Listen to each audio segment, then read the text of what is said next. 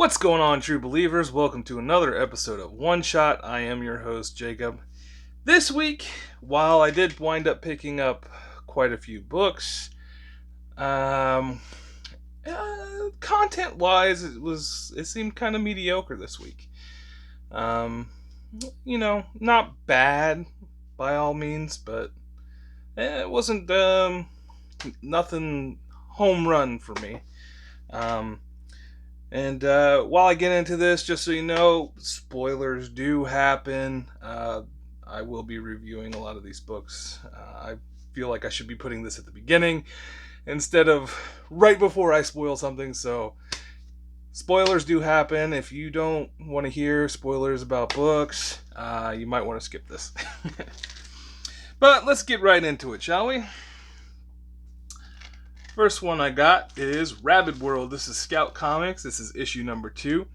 I kind of like this series. I didn't know anything about it, and I got the first issue in the mystery mail call from Comic Tom, and I read it. I'm a huge fan of zombies, even though over the last 10 years or so they have been overplayed a lot, but I'm still a sucker for zombies, always have been, always will be. And this is definitely a really good zombie story if you do enjoy zombies. The world's falling apart, the same old zombie classics, but there is a little bit of a difference here, and it's revealed in this issue that it's not only headshots that can take out zombies, but like getting shot in the heart, they will eventually bleed out. They're not phased by it initially, so it takes about 20 minutes. Which is definitely a twist, and one you don't really hear about. It's usually headshots only. But I'm really happy where this story is going. It's got me intrigued. Definitely, if you're a zombie fan, Rabid World, pick it up. Silver Coin, issue 4. This one was Jeff Lemire and Michael Walsh.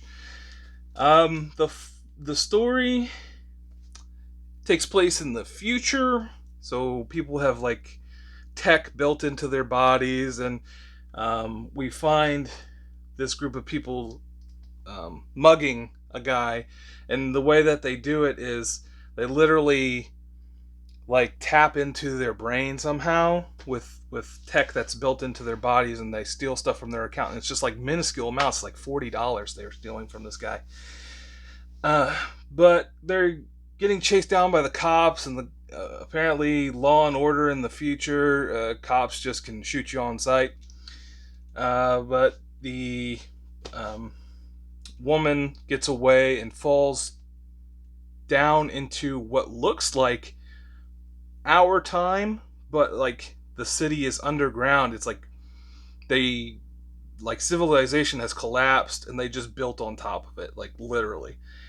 And she finds the silver coin down there, which turns out for her to be a virus, and she winds up being able to infect other people, and that's kind of where the story ends. Not a bad story, definitely better than some of the other ones I've read. Still not better than the first one for me. But definitely a really good one. Bunny Mask, issue 2. I have no idea where this series is going. I'm super confused. We're 2 issues in, and it just seems like we're following this guy's descent into madness almost. But it's just following him talking to this woman most of the time. This series needs to pick it up if it's going to keep my interest, but I'll give it a couple more issues to see if it does. If not, I might wind up dropping it.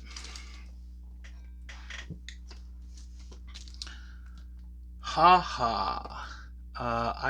not sure. I think this is either the last issue or the next to the last issue, because I know they're doing a short mini run on this. But this one was really good. This one, obviously about a clown.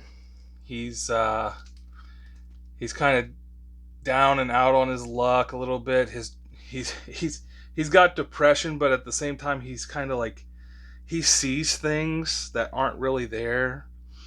Um, and the moral at the end is kind of like, life is what you make it, and I chose poorly. Really good series, kind of hit home for me.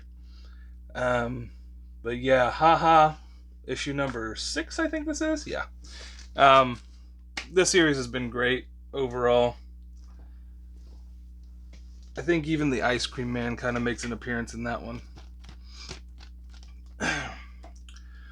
Batman the Detective, issue 4 of 6. I've really enjoyed this series. I've gone over it a couple times in other episodes here. This one, he finally comes kind of face to face with the people that have been taking out the people that Batman has saved. It's kind of weird though, looking at the artwork in this one, because he's Bruce Wayne for most of this issue, and Bruce Wayne kind of looks like the Punisher. It's kind of weird seeing that. I kind of forget what book I'm reading at first, but the story has been great. Yeah, if you can find these issues, highly recommend it. It's something different. It's more on the detective-y side of things, which I do enjoy a lot more. I don't always like seeing Batman beat people up all the time. I like to see him solving the mystery before getting to that point, which this book does for me. It's been really good. Too bad it's only going to be a short mini run. Eve, issue 3. This series has been really good. The last issue we learned that basically as soon as she got out of her tank, she's been infected with something. And her father is up in outer space, in a space station, and they're monitoring the situation down on Earth. She apparently runs into this group of kids who have contact with the space station, and they think it's God, and God tells them what to do. So God gave them instructions to basically don't let her stay here. She's got to go. She's got to keep going because she's infected. But again, spoilers at the end of the book. I think she might be a clone of some sort because she runs into an older version of herself. The teddy bear that she was with kind of seems to be malfunctioning, and it was trying to kill her. So her older self took it out. But the story's been really good.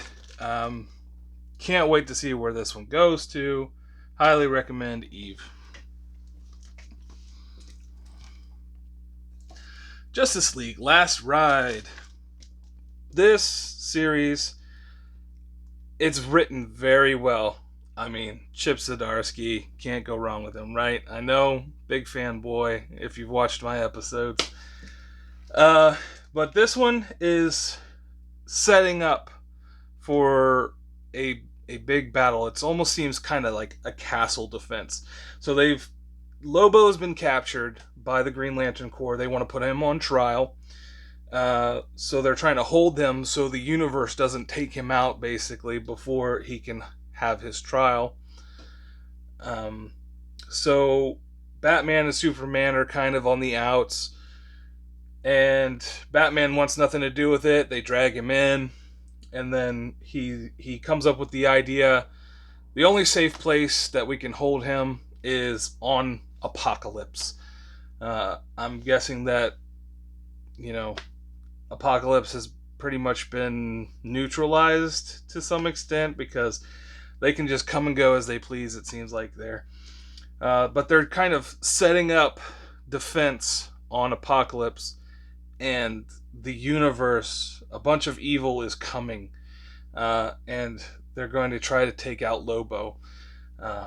And the only thing standing between them and Lobo is the Justice League. So I'm hooked. This story has been great so far. This one's setting up for the big battle, it seems like. Can't wait to see where issue 4 goes. Justice League Last Ride. Thor 15. It seems like it's been a long time since the last issue of Thor. And I kind of was forgetting what had happened, but the whole Donald Blake thing is finally over. Everybody's celebrating, and Thor is kind of moody. He's in a funk, and so he goes to Earth, and he wants to have a conversation with Steve Rogers. And he's like, "Look, I've been the hammer of Asgard for so long. Now the hammer is getting heavy. Like, for him, he can't pick it up anymore most of the time. But everybody else seems to be able to." And he's like, I'm a king, but I'm not a king. I've been a weapon." He's like, "I'm tired. I'm kind of done." And he's walking away from the hammer, almost like Spider-Man No More style. The hammer's sitting there, and he's walking away from it.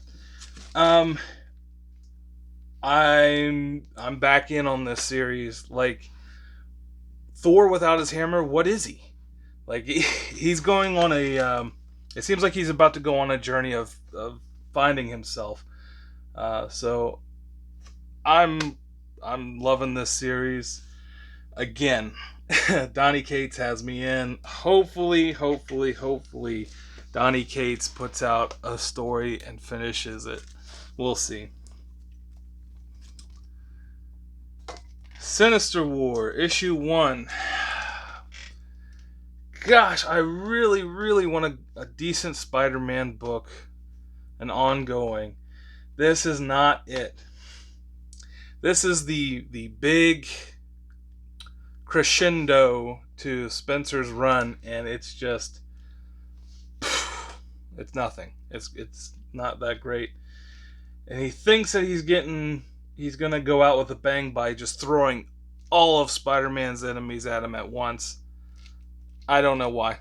Why? It started with the Savage Six group attacking a premiere of Mary Jane's movie. Then the Sinister Six show up, and then they're starting to fight each other. And then Spider-Man gets warped away by Kindred, and Kindred has like all of his other enemies there for some reason. I don't know what's going on with this. It's a mess. And it's not good. It's not good.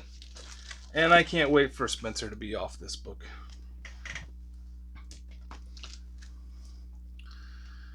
Scream, issue number 1. I mean, this is part 2 of 8 of this Carnage run. The first one was Extreme Carnage Alpha. It was okay.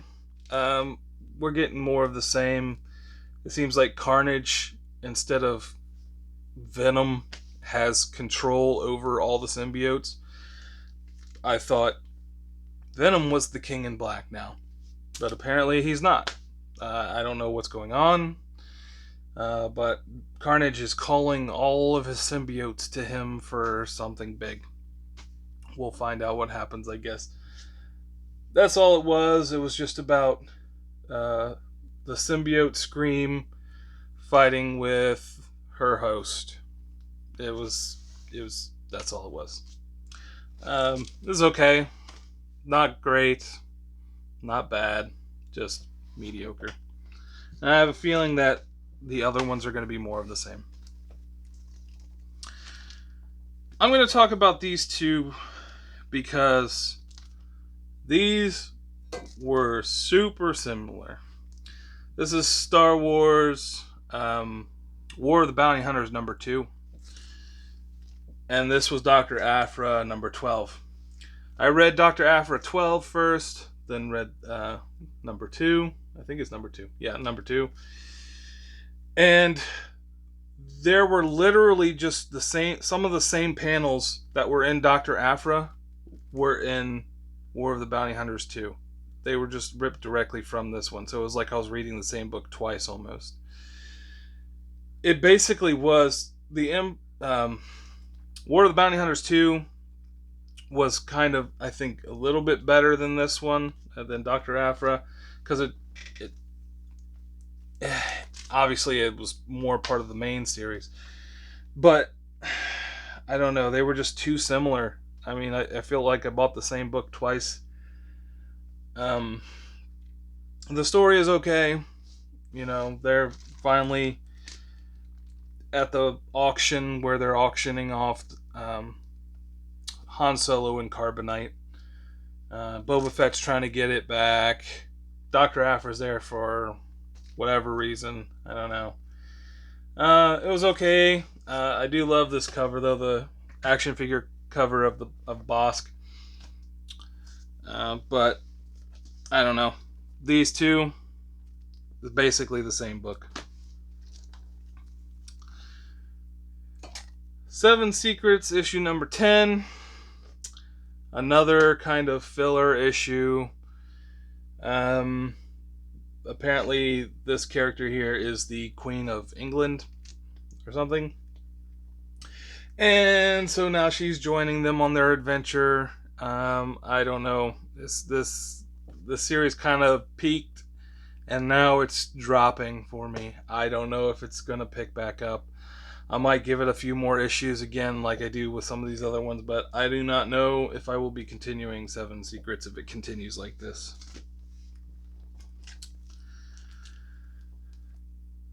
Another, like this series here, The Joker. This is issue 5. It's been great up until this issue. This issue was just okay. It's basically a flashback for Jim Gordon to the first time the Joker was locked up in Arkham. And it was just that story. That's it. I don't know. The Punchline story is trash. Don't even bother with it. I don't know. I was super excited to get this book because this series has been great. This one just kind of like, it's like they're padding how many issues they want to put out. Okay, mediocre. Give me the main storyline, please. Aliens Aftermath. This one really doesn't have anything to do with the main story. This is issue 1. Group of, I guess you would call them terrorists. They make their way to Hadley's Hope. This takes place after the Aliens movie. It turns out one of the characters, his last name is Vasquez. If you know anything about the main series, like the actual movies, there was a Marine last name Vasquez. Turns out that it's this guy's aunt. And we're trying to figure out, he's trying to figure out what happened to her. We already know. So they make their way to Hadley's Hope. The place has been nuked. It's gone through a nuclear winter. And then there's these, well, we find one xenomorph alive. And he's kind of glowing. When his blood gets on people, normally it's like acid. But this time it's freezing people. It's kind of weird. It's like his blood is liquid nitrogen as opposed to acid. Don't know how that happened. It was okay. I do like the Alien series, but this one, it was just kind of like, what are you doing? You're trying to create a new alien breed that is infected with like nuclear winter fallout stuff. I don't know. It was weird, but I don't know if they're doing more with this series or not. If they are, I might give it a few more. If not, I won't be missing it. Something that's really good. Spider-Man Spider Shadow. This is issue 4. There's one more issue left. This series has been really good. It's a what if Spider-Man had given into the symbiote. At this point in the story, the symbiote he's taken it off of himself. He's done a bunch of terrible things. The symbiote is now infecting the Baxter building, and it's controlling Mr. Fantastic. It's a really cool enemy to see, the Mr. Fantastic symbiote. He's real stretchy, like Mr. Fantastic, but apparently he's used Reed Richards' brain to make him more immune to things like fire and such. He's trying to make better symbiotes, so he's making more of himself, basically. Really cool story. Sad to see it's only one more issue, but it's been a really good read. Highly recommend, if this comes out in the trades, pick it up. It's a really good read. Alright, something I just picked up off the wall. I've already read this issue a long time ago. This is Bounty Hunter 6. I just love the action figure variant. A little history about this one. This is actually Forlom, even though it said Zuckuss. The action figures back in the 70s, when they were initially released, they mislabeled him Zuckuss and the other one Forlom. And I'm hoping that this is just paying homage to that. If not, they got it really wrong. But I thought it was really cool, so I wound up picking it up. And some of my dollar bin finds here. I found Secret Wars number 1. This is a variant of a variant. Just really cool. Thought, since Secret Wars is coming to Disney Plus, I think, at some point, it'd be nice to have issue number 1. But not only did I buy one copy, I bought the Scotty Young variant. Not too big on Scotty Young's work, but I do like this one. Like a baby Doctor Doom. It's kind of funny. Another one I picked up is Harley Quinn Future's End. It is a lenticular cover. I don't know if we can see that here. See the difference? Yeah, there it is. Yeah, I thought that was really cool, and for $1, why not, right? And everybody knows that Kang the Conqueror is hot right now, so why not pick up a cover appearance of him?